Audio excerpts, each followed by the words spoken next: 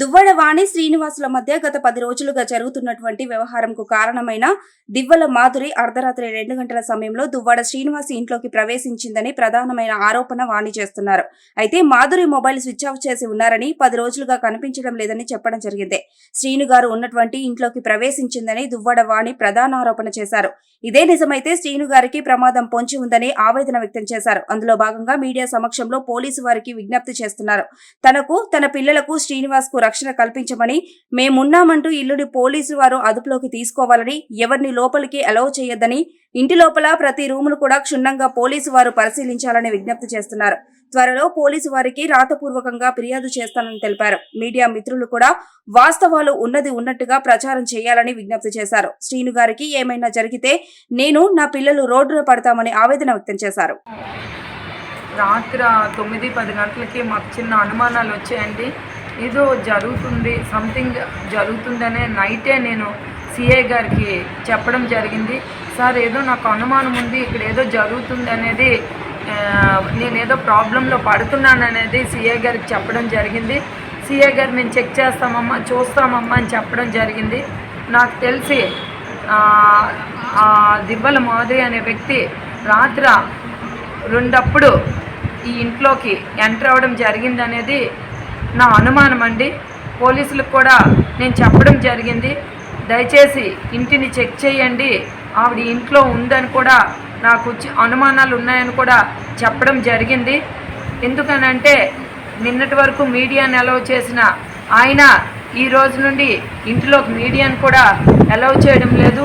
అన్నీ కూడా రూమ్స్ అన్నీ కూడా పకడ్బందీగా ఆయన ఉంటున్న రూమ్స్ అన్నీ కూడా క్లోజ్ చేశారు. పోలీసు వారికి నేను ఒకటే రిక్వెస్ట్ చేస్తున్నానండి, నేను నా పిల్లలు రోడ్డు మీద పడిపోయే పరిస్థితి ఉన్నది.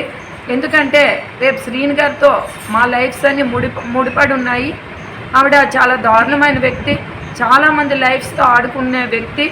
ఆవిడ మీడియాలో మీరు అందరూ గమనిస్తున్నారు, ఆవిడ అన్నీ వదిలేసి ఆవిడ బిహేవ్ చేస్తుంది. నేను ఈ సబ్జెక్ట్ని పక్కతో పట్టుకున్న మీడియా వాళ్ళకి నేను ఒక్కటే విజ్ఞప్తి చేస్తున్నానండి, ఎట్టి పరిస్థితుల్లో పోలీసులు వారు మా ఇల్లుని వాళ్ళ కస్టడీలోకి తీసుకొని ప్రతి ఒక్క రూమ్ని చెక్ చేస్తూ నాకు కానీ శ్రీను గారికి కానీ నా పిల్లలకు కానీ ఫుల్గా సెక్యూరిటీ ఇవ్వాలనేది నేను కోరుకుంటున్నానండి. 3వ వ్యక్తి ఆ ఇంట్లో ఉండకూడదనేది దయచేసి మీ అందరికీ పోలీసుల వారికి నేను రిక్వెస్ట్ చేస్తున్నాను. ఎందుకంటే నా లైఫు, నా పిల్లల లైఫు, అందరి లైఫ్ కూడా రిస్క్లో ఉందండి. నేటికి 10 డేస్ అనేది మేము ఈ కార్ షెడ్లో ఉంటున్నాం, కేవలం మా ఇంట్లో ఎంటర్ అవ్వడానికే. దాన్ని టాపిక్ వేరువేరుగా డైవర్ట్ చేస్తున్నారు. మేము ఆస్తులు అడుగుతున్నాం, అది మేము ఏ ఆస్తులు అడగడం లేదండి, మేము ఎలాంటి కోరికలు కోరడం లేదండి. ఆ ఇంట్లో మేము ఉంటామనేదే కోరుతున్నాము. కానీ ఆ ఇంట్లో మాకు రానివ్వకన్నా నేటికి 10 డేస్ అవుతుంది ఈ కార్ షెడ్లోనే పడుకుంటున్నామండి. రాత్రి 2 గంటలకి ఆ దివ్వల మాధురి అనే వ్యక్తి మా ఇంట్లోకి వెళ్ళడం జరిగింది.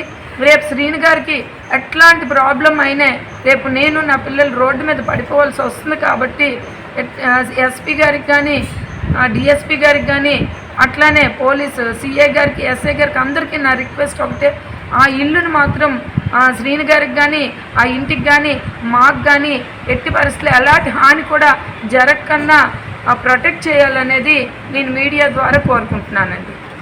ఇప్పుడు మాధురి నుంచి శ్రీను గారికి ఇదేంటే అంటే ఎటువంటి హాని ఏంటి అసలు? నేను చెప్తున్నాను కదండి, శ్రీను గారు పదే తప్పుడు సమాచారాన్ని, ఆయన వీక్నెస్ ఒకటి ఉందండి. ఆ వీక్నెస్ ఏంటి అనేది నాకు అర్థం కావడం లేదు. అది ఏ రకమైన ప్రాబ్లంలో ఆయన ఇరుక్కున్నారనేది కూడా అర్థం కావడం లేదు. మొదటి నుండి మాత్రం మాధురి అనే వ్యక్తి ఆయన ట్రాప్ చేసింది, ఆయన తాలూకు లైఫ్ని ఆవిడ చేతిలో పెట్టుకుంది అనేది మాత్రం నాకు క్లియర్గా అర్థమవుతుంది. అందుకనే నేను ముందు నుండి కూడా చాలా ఆచితూచి ఎక్కడ డ్యామేజ్ కాకూడదని వెళ్ళినప్పటికి కూడా ఈరోజు మేము డ్యామేజ్ అయిపోయి రోడ్డు మీద పడిపోయే పరిస్థితికి వచ్చామండి. సడన్గా ఆవిడ రాత్రి 2 మాత్రం ఈ ఇంట్లో ఎంటర్ అయ్యి ఒక మీడియాని కూడా ఆవిడ రిలీవ్ చేయడం జరిగింది.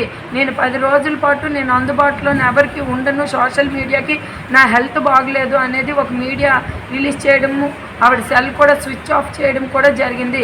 దయచేసి దీని మీద దర్యాప్తు చేసి ఆవిడ ఎక్కడుందో అనేది తెలుసుకొని ఒకవేళ ఇక్కడే ఉంటే ఇమీడియట్గా ఆవిడకి బయటికి పంపించే కార్యక్రమం చేయాలనేది కూడా నేను రిక్వెస్ట్ చేస్తున్నాను. మీరు ఏమైనా లిఖితపూర్వకంగా ఫిర్యాదు చేశారా? నేను లిఖితపూర్వకంగా ఎక్కడ ఫిర్యాదు చేయలేదండి. రేపు నేను లిఖితపూర్వక ఇన్ రిటర్న్ కూడా ఇస్తాననేది కూడా పోలీసుల వారికి కూడా చెప్పడం జరిగిందండి.